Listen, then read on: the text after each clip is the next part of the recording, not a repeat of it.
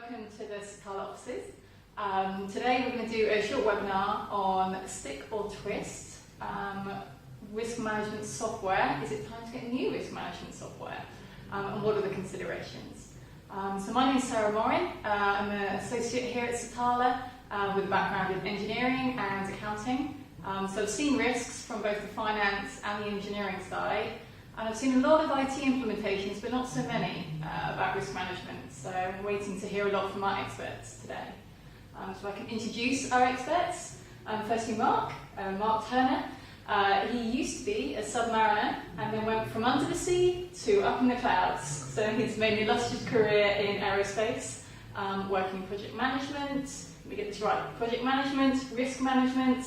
He's been a head of internal audit and a VP of risk management. All the time loving the use of technology. So much so that he's also the chair right now of the Special Interest Group of Innovation for the IRM. He's joined us as a Satarla associate and he's promoting the use of technology in risk management through his own company, Emsity. Thank you. So welcome Mark, hopefully we've got all of that in. And also Ollie de Boer. Ollie's our Satarla Software Lead.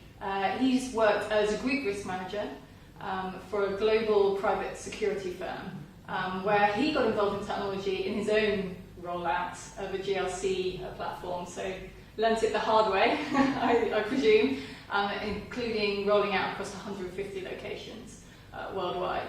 For the past 3 years, he's joined us at Satarla and has worked with clients in agriculture, banking, mining, and charities so far. I'm sure there's more to come. Taking clients all the way through from software selection through to implementation, rollout, post-implementation, and even admin support, becoming the admin administrator, I understand. So welcome, Ollie. Thanks, Sarah. So firstly, for a poor layman like me, who may be used to the more generic kind of software, what is it that we see in the risk management software space specifically? What kind of software is there? And Ollie, I guess with software selection being your first part. Yeah, that is something that I'm very familiar with, so I think it's really important with any software to understand what are the use cases around it. So what is it exactly that we're trying to do? Is it something in enterprise risk management, or perhaps it's something more in project risk management? And there are also some terminology, some jargon in the industry around GRC and also IRM more latterly that have come in. So I'll just try to cover these off briefly.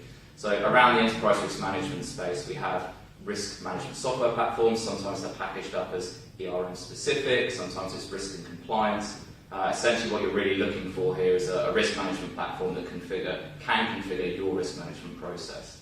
Whereas something like a project risk management platform, I think, Mark, you're a bit more of a specialist in that area. Yeah, so a project risk management platform would be more focused on the achievement of a specific objective, so delivery of a project.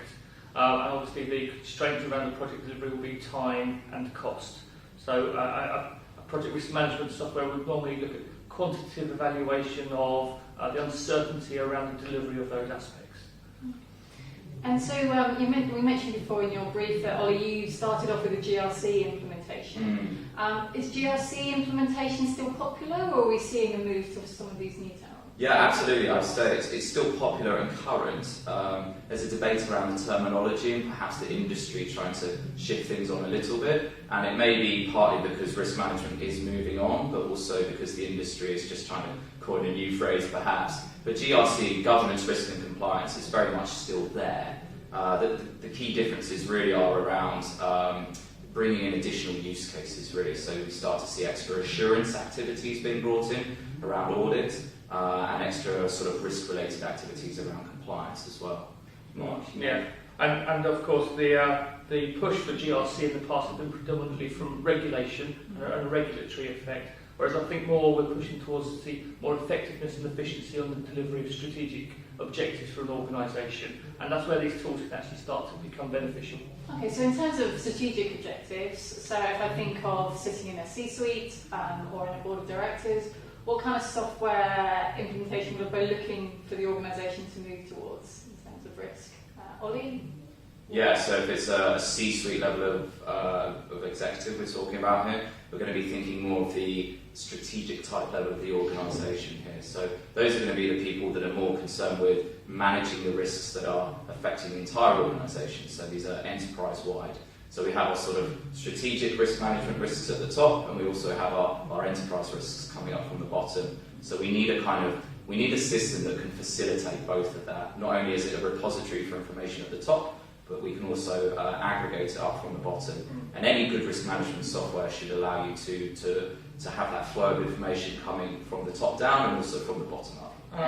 For project risks, I was going to say, for project risks, can C-suite get benefits from that? Certainly they can do. For project risk, although it's specifically looking at individual projects, the aggregation of projects for a portfolio and across the business would actually be beneficial for the senior management to be able to see their exposure of risk across a diverse area within their organisation and not just at a specific level. However, they can still drill down to understand what that exposure may be at the lowest.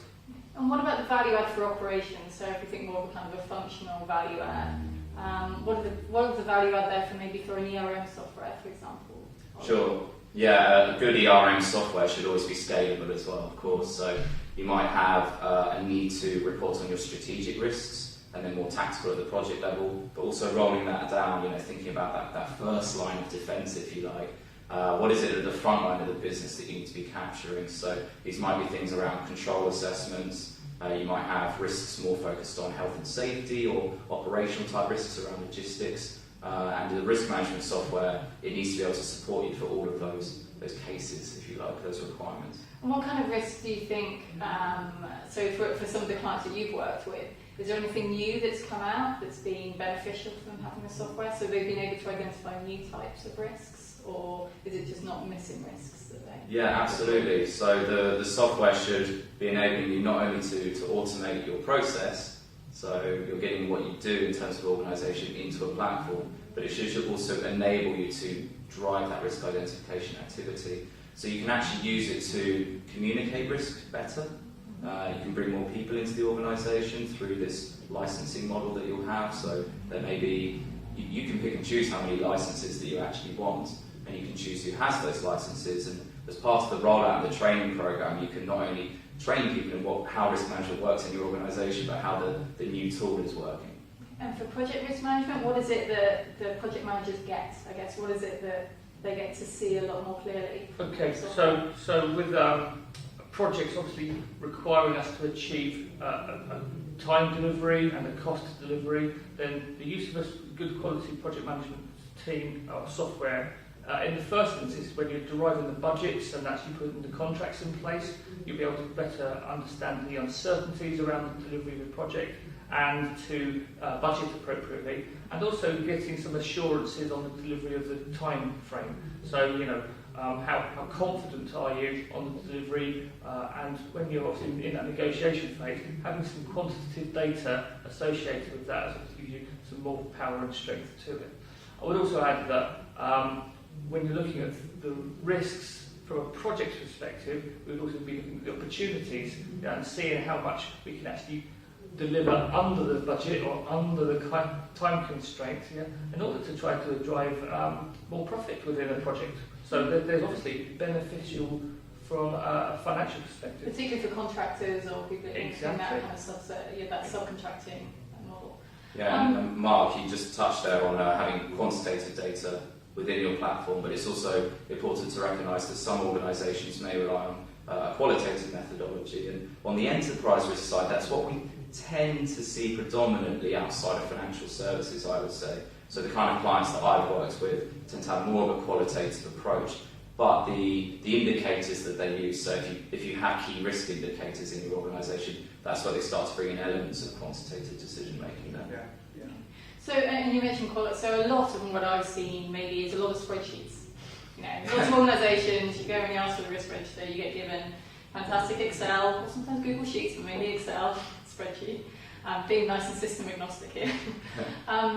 What is it that, how will the organisation know it's ready to make that software jump?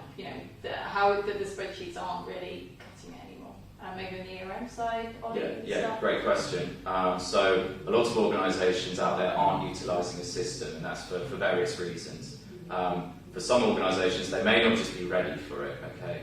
And how do you really tell if you're ready? Well, do you have an enterprise risk management framework to start with? Are you doing ERM? Do you have a process that backs up that framework? And if you have a process, is it effective and is it efficient? And if you're starting to tick off some of these boxes, then you can start to suggest to yourselves that you may be ready to adopt software. What's the problem if I don't have a framework? So why can't I use, so say I'm brand new in an organisation, I see they don't have anything, actually I'm a tech lover, and I think, you know what, I want to drive this change using ERM software. What are the dangers of that? Yeah, that's not a so great idea. what you're doing there is you're using a change project to drive a bigger organisational cultural change around adopting ERM. So for example, if you had no ERM framework but you have a project, the vendor may be trying to push their methodology that they have, their out-of-the-box configuration, onto your organisation. And I've seen examples of this where it leads to scope creep in the project. So because you're not exactly sure what you want to be doing in terms of your risk management, and the vendor is suggesting one thing, and as you go along, you're starting to bring in requirements through the project. Every single one of those requirements, it leads to an escalation in cost and time to bring it in later and later in the project. This is something that Mark will be really familiar with as well. But if you have a process in place, you can then say, well, this is our use case, and these are our requirements that we need to have in terms of essential, nice to have, and then you can go and choose what is the appropriate software for me, rather than the kind of technology driving the process. Yeah, rather than taking the dress because it's the only one on the hanger, you actually get a choice. Exactly.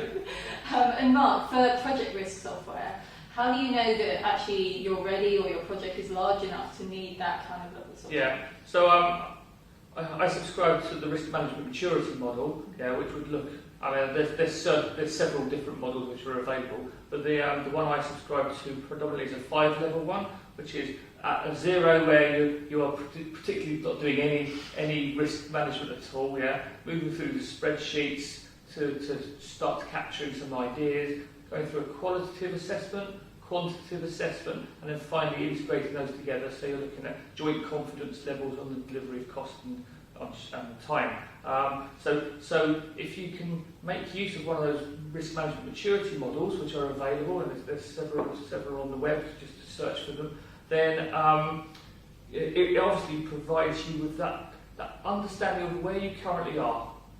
And I think it's important that probably when you are making the decision to move to a software solution, you try to find a vendor who's likely to fit in with your level of maturity, rather than getting somebody, as Ollie just said, who's going to push a solution which you're not quite ready for, and it doesn't fit with your current level of readiness.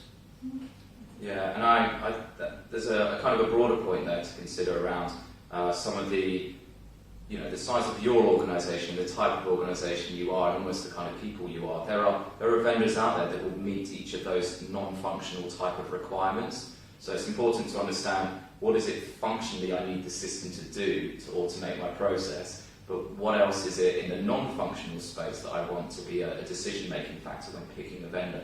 Because you will spend a lot of time with these people. So obviously you want to get on with them, but you'd like to be sort of strategically aligned perhaps in terms of your mission and where you see yourselves as organisations going. Yeah, and actually touching on another point, I've been involved in IT implementations before. And actually we found before it's less around the IT, so there's a certain amount once you pick the functionality, it's more also around the change management and how you get through the journey. What do you think are the key challenges or any specific challenges in an ERM implementation, for example, Ollie? Yeah, so the change part can be huge, primarily because a lot of organisations, if this is the first major piece of risk management software that you've adopted, there's just inherent challenges there of getting people to now interface with a system to get data in the first place, rather than perhaps discussions that used to have in the organisation around, perhaps there were risk workshops that risk managers used to run, or perhaps you just had sort of go-to people that you went to have chats.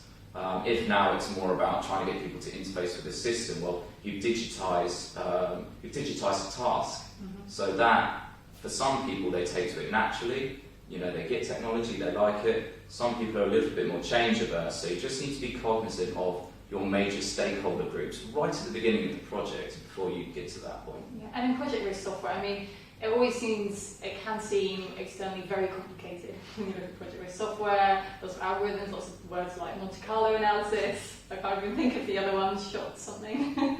How can you get past, I guess, that initial barrier to make sure it's kind of implementable and understandable to the people in the organisation? So I always see this as having a two sort of pronged approach. First of all, you need to have the senior management on board and actually asking the questions to say, what are my risk exposures? How am I going to be delivering on cost and on time and performance and some of those other metrics? Okay? So there's a pull element coming from the senior management. At the same time, you need to be educating the people on the ground floor to feed the tools with the data that's appropriate. And I see the risk manager's role in that as being a coordinator between information coming in from the people who are actually delivering the mitigation strategies and implementing the actions which are required to achieve the risk, and also the senior management. And in my experience, when I've provided training into, I like to call it the master's class. It sort of strokes the fur of the senior management. Obviously, you guys know this stuff, but I'm going to tell you how to look at interpretation of the S curve and the distribution curves from the outputs. Because I've sat in meeting rooms where they've looked at this chart, they've looked at it like, I don't understand it, but I'm not going to embarrass myself, so I'll just move on. And unfortunately, that happens month on month. So I believe that there's a real two-pronged approach to actually making sure that an organisation is ready to ask the right questions and provide the right information. Okay, so we need the right processes, we need to understand that the organisation's ready, we've got the right stakeholder engagement, we've got a nice broad level of, I guess, software providers that we can go and work with. What about, I guess, in terms of readiness, in terms of the industry readiness? So here I'm thinking about technology advanced so quickly. The level of kind of other related software, social media monitoring, threat monitoring out there. It'd be great to wait for like a fantastic holistic risk management tool that would just capture all of that and all the outputs. Is that something that organisations should be waiting for, or should they start the journey now? I guess this might be an opinion piece. So, Ollie, your opinion on that? Yeah, sure. So it's an interesting question, that's for sure. Of a debate, and really we're going to get into the wider technology piece here when we address this question. So there are so many pieces of emerging technology right now that do partially interface with risk management systems and some in risk-related systems. So let's just cover that off. So what is predictive analytics, for example? Okay, so we already have analytics existing in risk management systems. So we're using that not only to get data in terms of our indicator set, which is informing our control environment, but in terms of getting good quality data out in a set of slick reporting. The skill there is really making sure that you're getting the reports to communicate the risks effectively to the right people in the organisation. So not having too many reports, I think, is a key thing. And making sure that those analytics and those indicators are in those reports. So what are the risks that I need to be concerned about? How do they relate to my objectives? What am I doing to manage them? And what's emerging? What's on my time horizon? That's really important. We are seeing technology around artificial intelligence, for example, come into play in more of the audit space, really. And then beyond that, we're looking at other technologies. I mean, we can talk quite briefly about maybe the Internet of Things. You can use those sensors to be a set of indicators, if you like, interfacing into a risk management system. And then we have advances in quantum computing to maybe touch on. Mark, maybe you want to... I was going to say, from a project management perspective, I think it's really important that what you're looking for is a set of tools which are fully integrated. So when you're talking about cost and you're talking about time, it's important that you have schedule and you have cost analytics. And I think very many of the tools available to us today don't necessarily have that neat integration, but there are more and more which are coming onto the market which actually allow a scheduler and the risk manager to work in conjunction with each other. So into your scheduling software, whether it's your Primavera or your Emsity or whatever. Or whether it's something like Satarla, which allows you to integrate your schedule and your risk analysis all in one package. Taking that forward, I think from a project management perspective, again, we're looking at how they integrate with certain other systems such as earned value management and going back into the SAP systems and all those types of things, and to understand not just the deterministic approaches to understanding the outcomes of the project, but the probabilistic outturns from them. So they're integrating those types of things. So they're sort of the two today and potentially tomorrow. I think going beyond that, I can see that there will be lots of integration with artificial intelligence, as Ollie mentioned, such that when you start creating the risk identification step within a project, the tools will be able to give you suggestions as to what the types of risks associated with the activities you're undertaking may well be, from parametric data, from previous projects, or from outside information. Okay, so lots to come, but I guess one of the questions is, do I wait for that? So do I wait for my great tool that is actually going to be able to even spot the risks for me, so even actually I won't have to do that risk, or at least kind of help categorise the risk for me? Are we at that point where I can wait for a little bit, or should I start my journey now?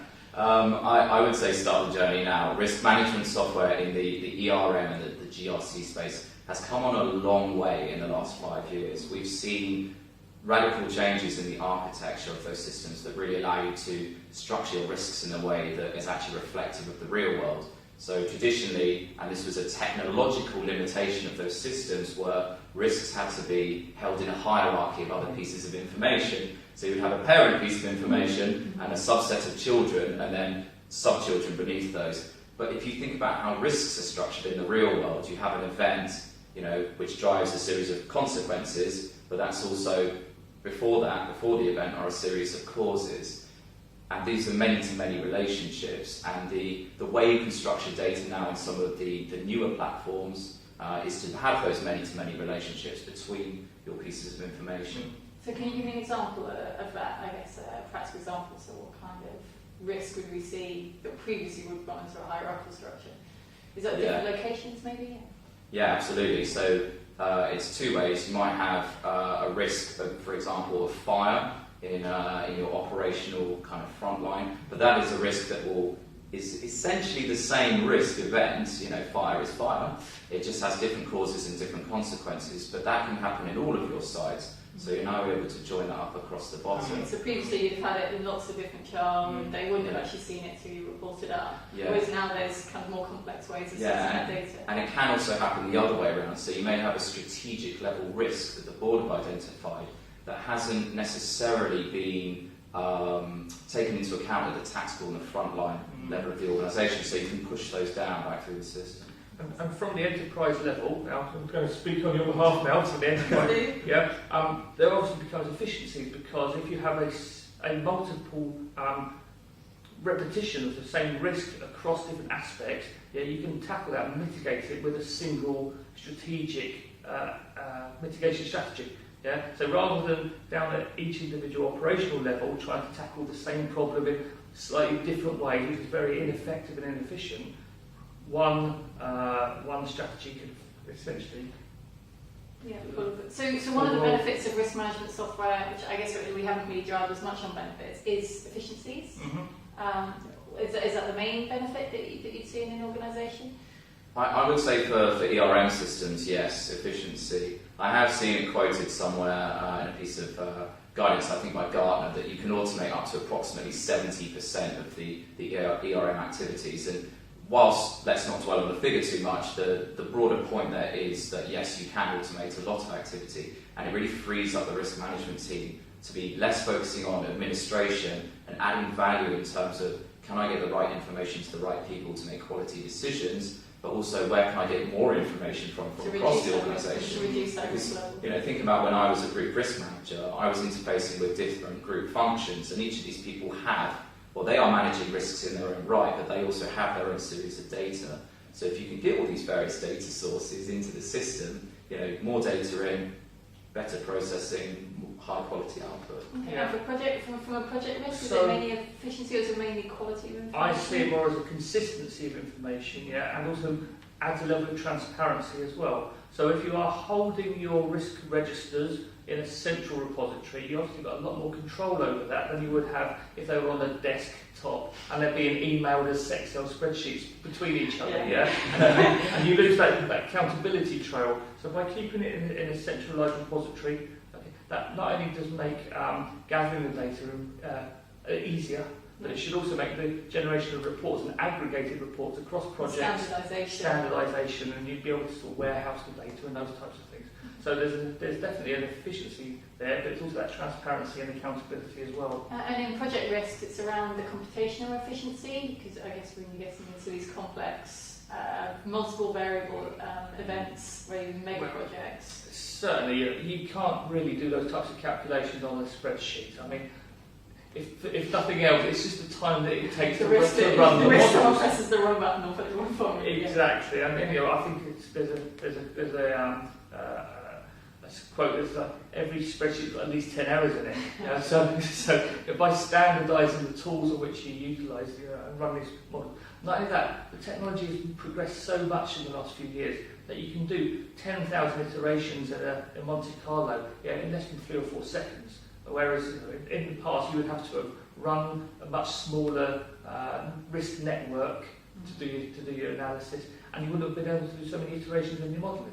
So the technology has progressed to a point where you don't really need to be limiting the amount of activities you're running a schedule risk analysis on.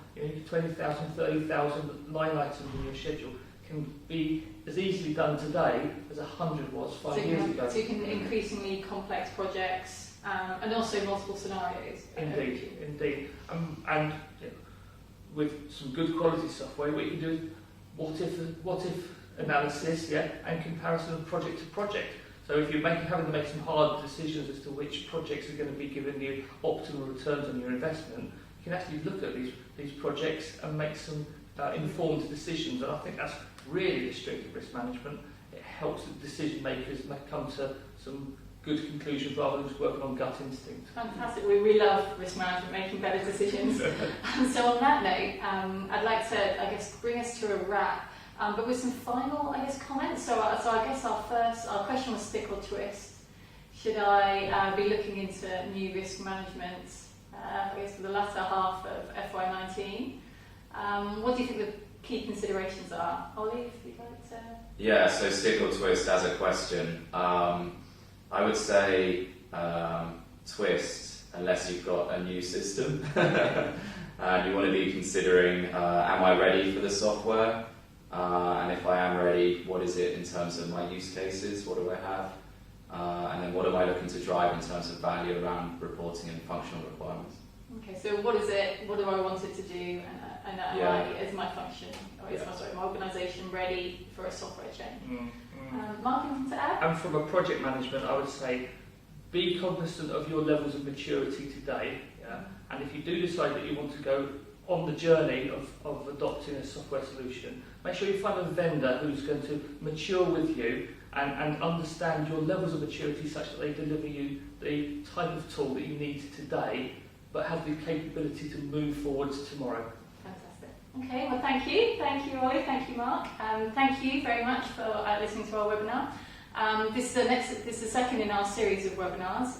If you'd like to have more information, please look us up at www.satarla.com or look out for us as Satarla on LinkedIn and send us a comment and we'll be happy to get back to you. Thank you. Bye.